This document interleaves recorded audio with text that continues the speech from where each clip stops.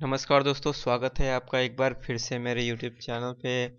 इस वीडियो में मैं स्पॉट काउंसलिंग के बारे में बात करने वाला हूँ कि स्पॉट काउंसलिंग कैसे होती है और स्पॉट काउंसलिंग में क्या-क्या चीज़ें आपको करनी पड़ती हैं, क्या-क्या सावधानियाँ रखनी पड़ती हैं।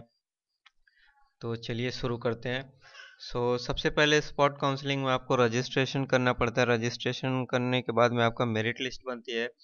तो रजिस्ट्रेशन आपका ऑनलाइन होता है और मेरिट लिस्ट भी आपकी ऑनलाइन निकलती है। ये दो काम आपका स्पॉट काउंसलिंग में ऑनलाइन होते हैं। आप रजिस्ट्रेशन ऑनलाइन कर देंगे, उसके एक दिन बाद या 2 दिन बाद आपको मेरिट लिस्ट यूपीएसडब्ल्यू की वेबसाइट पे आ जाती है। और उस मेरिट लिस्ट के अकॉर्डिंग आप देख सकते हैं अपनी उसमें, जहाँ पे भी आप मेरिट लिस्ट में जैसे भी नाम आएगा वहाँ पे आप एक अनुमान लगा सकते हैं कि आपको कौन सा कॉलेज मिल सकता है। सो अभी चलते हैं कि हम पार्टिसिपेटिंग कॉलेज कौन कौन से कॉलेज पार्टिसिपेट करते हैं स्पॉट काउंसलिंग में। तो पिछले साल आपका कौन कौन से कॉलेज ने पार्टिसिपेट किया था पिछले साल, वो मैं आपको दिखा रहा हूँ। स्पॉट काउंसलिंग में प्राइवेट कॉलेज पार्टिसिपेट नहीं करते हैं, सिर्फ गवर्नमेंट और सेमी गवर्नमेंट कॉलेज ही पार्टिसिपेट करते हैं। तो पिछले साल का मैं आपको दिखा रहा हूँ। ये कॉलेज हैं आपके जिन्होंने स्पॉट स्पॉट काउंसलिंग में पार्टिसिपेट करे थे, और इनमें जो है कि government and semi government college थे आपका। Bundelkhand institute of engineering and technology, UP textile institute Kanpur, faculty of architecture Lucknow, institute institute of engineering and technology IIT Lucknow, Kamla Nehru Sultanpur, Indian institute of carpet technology Bhadohi, और जो राजकीय इंजीनियरिंग कॉलेज हैं बांदा, बिजनौर, आजमगढ़, अंबेडकर नगर, कन्नौज, मैनपुरी, सोनभद्र, इन कॉलेजेस ने participate करा था। और उसके बाद में आपका UP institute of design Noida, government pharmacy college, BRD medical college campus, ICC MRT ने पार्टिसिपेट करा था। और फिर आपका doctor Ambedkar institute of technology for handicapped Kanpur, और इंदिरा गांधी सहकारी प्रबंध संस्थान लखनऊ। ये सारे आपका जो है कि government and semi government college थे जिन्होंने स्पॉट काउंसलिंग में पार्टिसिपेट किया था। और इनकी सीटें किस तरह से खाली रही थी वो थोड़ा सा आपको एक दिखा देता हूँ। मैं एमबीए के बारे में बात करने वाला हूँ कि एमबीए की कितनी रह गई थी, स्पेशली एमबीए के बारे में। आपको दिखाता हूँ कि बुंदेलखंड, ये बुंदेलखंड में आपका पहले नंबर पे आपका बुंदेलखंड है। बुंदेलखंड में आपकी 20 सीटें खाली रह गई थी स्पॉट काउंसलिंग के लिए। और आईटी लखनऊ में 6 सीटें खाली रही थी। ये 6 सीटें आपका दोनों स्पॉट काउंसलिंग में भरी थी। स्पॉट 1 में 5 भरी थी और स्पॉट 2 में 1 सीट खाली रह गई थी, तो वो भरी थी। और आपका 1 मिनट थोड़ा सा, 40 सीटें ये कौन से कॉलेज में है? 1 मिनट मैं आपको दिखाता हूँ। 857 कोड कौन सा है? यूपी इंस्टीट्यूट ऑफ डिज़ाइन में 40 सीटें खाली रह गई थी। सीटें आपकी एमबीए के लिए काफ़ी खाली रह गई थी।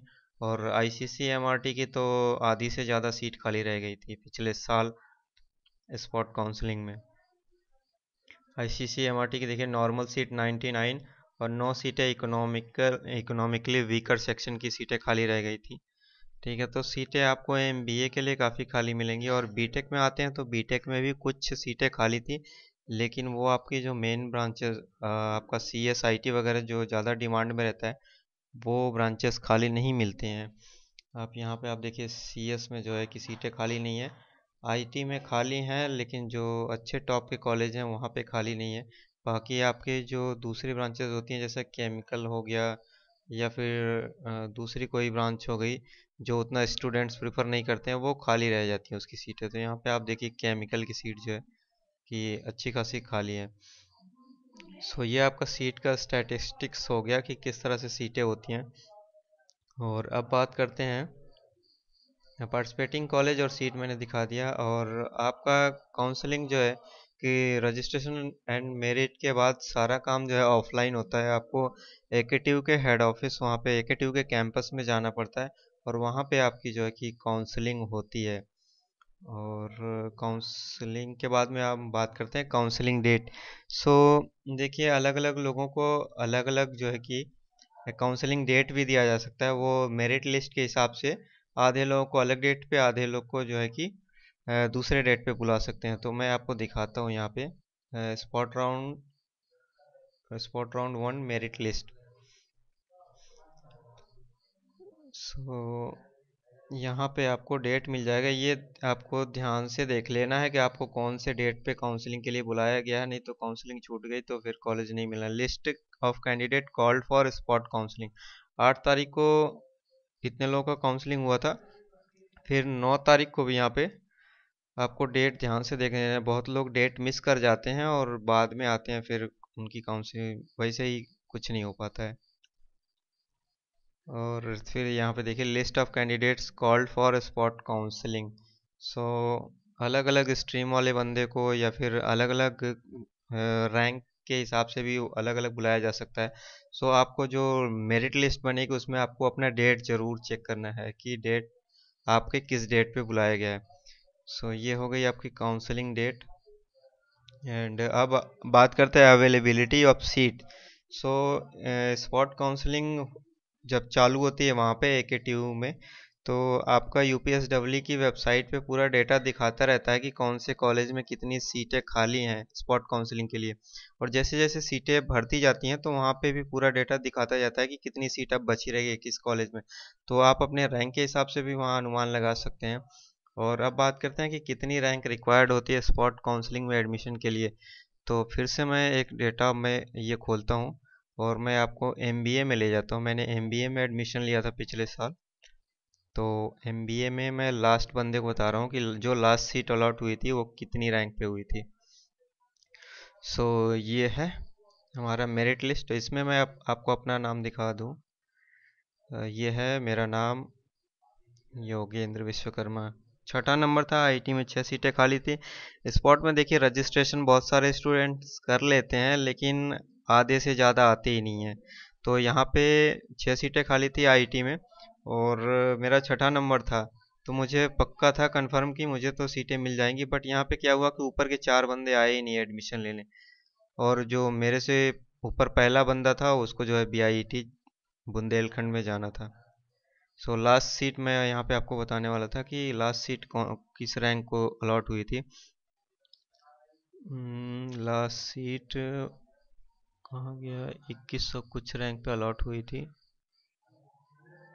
हाँ, जो लास्ट सीट अलॉट हुई थी MBA की, वो इस बंदे को हुई थी, अनिल विश्वकर्मा को। इसकी 2364 रैंक थी। सो आपको अगर MBA में एडमिशन लेना है तो आप अनुमान लगा सकते हैं कि कितने रैंक तक आपकी कितना रैंक रहेगा तो आपको जो है कि स्पॉट काउंसलिंग में MBA की सीट मिल सकती है। और बीटेक का भी थोड़ा सा एक हिंट दे देता हूँ, दिखा देता हूँ कि बीटेक की कहाँ कहाँ तक जो है।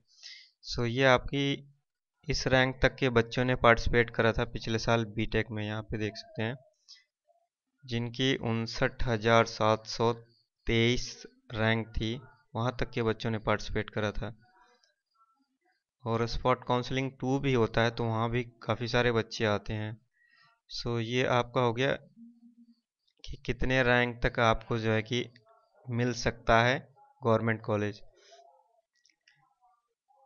और फिर बात करते हैं कि क्या, हाँ, और आपको जो है स्पॉट काउंसलिंग में 70,000 की DD बनवानी पड़ती है। और वो DD आप घर से बनवा के लेके आए तो वो ज़्यादा सुविधाजनक रहता है। वैसे लखनऊ में भी आप बनवा सकते हैं लेकिन वहाँ पे आपको भाग दौड़ करना पड़ेगा।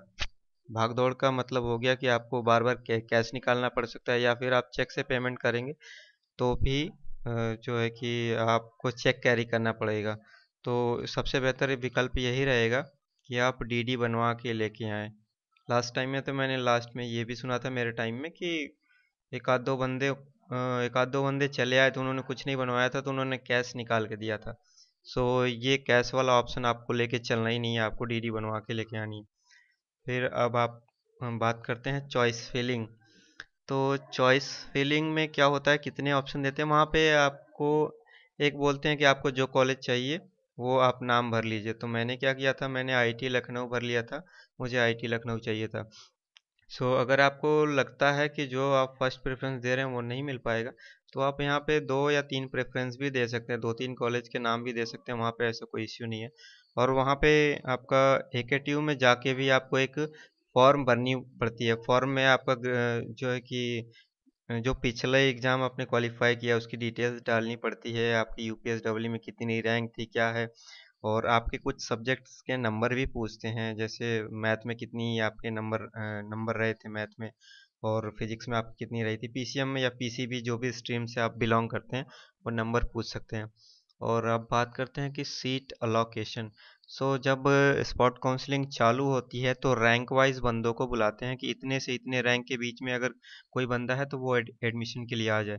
सो रैंक वाइज वहाँ पे एडमिशन लेते हैं। पहले एक रैंक तय कर लेते हैं कि इस से इस रैंक के बीच के बंदों को हम ऐसे बुलाते हैं, तो एक सिस्टमेटिकली चलता रहता है रैंक वाइज। इस तरह से सीट अलोकेशन होता है। और फिर बात करते हैं कि कैंसिलेशन ऑफ DD। अगर मान लीजिए आपको कोई कॉलेज नहीं मिल पाया है, एडमिशन नहीं ले पाया है, तो फिर DD का क्या होगा? DD आपकी जहाँ से आपने बनवाई है वहाँ पे आप कैंसिल करा सकते हैं। 50 रुपये से लेकर के 200-300 तक का आपका 200-300 मैक्सिमम होगा। 200-300 चार्ज काट के और बाकी का पूरा पैसा आपको वापस कर दिया जाएगा। अगर आपने मान लीजिए चेक से पेमेंट किया हुआ था तो आपको अकाउंट में पैसे आ जाएंगे, और आपने मान लीजिए कैश दे के बनवाया था तो आपको कैश वापस मिल जाएगा।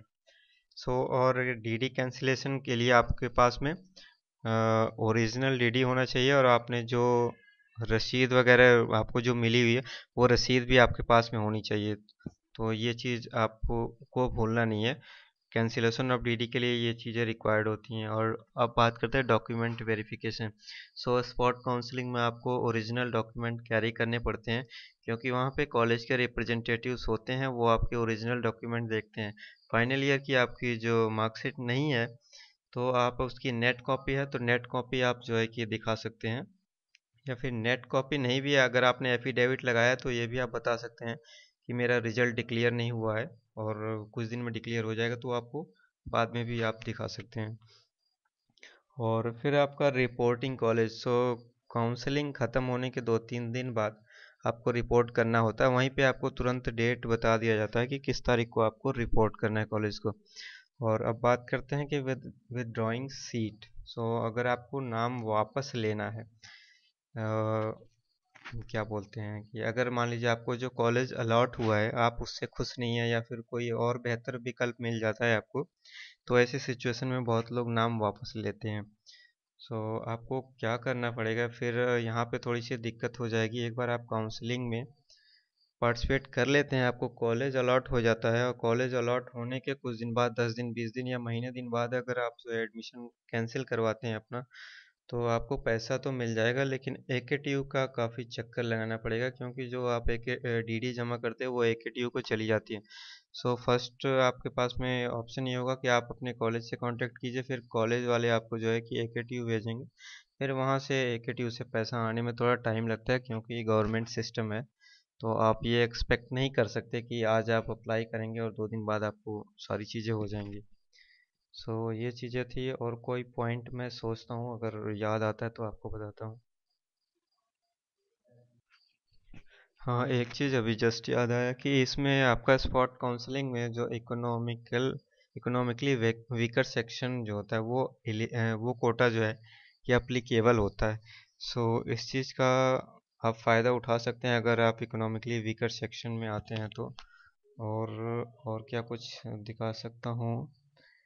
UPTU स्पॉट राउंड 2 की मेरिट लिस्ट आपको दिखा देता हूँ। चलो। स्पॉट राउंड 2 में वैसे रजिस्ट्रेशन बहुत सारे बंदे करते हैं लेकिन आते नहीं हैं, ये हकीकत है। क्योंकि AKTU के कॉलेजों की हकीकत है, पिछले साल मैंने बहुत से बंदों को देखा बीटेक में राजकीय इंजीनियरिंग कॉलेज मिला था, बट उन्होंने लिया नहीं, क्योंकि उन्हें लग रहा था कि राजकीय इंजीनियरिंग कॉलेज अच्छे नहीं है, उन्होंने एडमिशन नहीं लिया। अब यहाँ पे 1 मिनट लास्ट पे आ गए। MBA के देखिए कितने बंदों ने स्पॉट काउंसलिंग 2 के लिए रजिस्ट्रेशन कराया था। कितने बंदों ने, सिर्फ 4 बंदों ने स्पॉट काउंसलिंग 2 के लिए रजिस्ट्रेशन कराया था। इसमें से एक ने एडमिशन लिया था आईटी लखनऊ में। ये आपका जो फर्स्ट नेम है प्रज्ञा गुप्ता, इन्होंने जो है कि आईटी लखनऊ में एडमिशन लिया था। सो ये सारी चीज़ें हैं और उम्मीद करता हूँ कि आपका सारे डाउट्स जो है कि स्पॉट काउंसलिंग से रिलेटेड जो भी डाउट्स हैं वो क्लियर हो गए होंगे। और यहाँ पे देखिए बीटेक में जो है 83,000 तक जिनकी भी रैंक थी उन्होंने जो है कि स्पॉट काउंसलिंग के लिए रजिस्ट्रेशन किया था। सो ये चीज़ें हैं। आपका स्पॉट काउंसलिंग आपका पूरा मेन काम जो है कि वो ऑफलाइन ही होता है और उसके लिए आपको लखनऊ विजिट करना पड़ेगा। बाकी आपका रजिस्ट्रेशन एंड मेरिट लिस्ट वो ये काम जो है कि ऑनलाइन हो जाते हैं। और एक चीज़ और बताऊंगा कि स्पॉट काउंसलिंग में आप जब रजिस्ट्रेशन वहाँ पे करते हैं तो आपको 2 पेजेस का डेटा मिलता है। 1 मिनट। जो आप रजिस्ट्रेशन करते हैं उसका प्रिंट आउट निकलता है, उसमें 2 पेज होता है। एक पेज में आपकी पूरी इन्फॉर्मेशन होती है और दूसरे पेज में जो है कि सिर्फ क्यूआर कोड होता है। तो कई लोग गलती ये करते हैं कि क्यूआर कोड वाला पेज नहीं निकालते हैं और बिना क्यूआर निकाले जो है चले जाते हैं, तो वहाँ पे दिक्कत हो जाती है क्योंकि क्यूआर कोड स्कैन करके आपकी जो है इन्फॉर्मेशन वेरीफाई करी जाती है। तो आपको ये वाला पेज भी निकालना है। ऐसा होता है बहुत लोग क्यूआर कोड का उन्हें लगता है कोई यूज़ नहीं है तो वो नहीं निकालते हैं। तो ये गलती आपको नहीं करना है, ये सारे पेजेस आपको निकाल के लेके जाने हैं। सो मैंने याद कर कर के मुझे जितने पॉइंट्स आए मैंने वो यहाँ पे कर दिए और उम्मीद करता हूँ कि आपको इससे कुछ हेल्प मिलेगी। और इस साल जो है कि 1 मिनट, स्पॉट काउंसलिंग का डेट आपको एक दिखाता हूँ। बहुत लोग स्पॉट काउंसलिंग का डेट भी पूछेंगे कि स्पॉट काउंसलिंग होगा कब, तो वो भी मैं दिखा देता हूँ। Counselling procedure,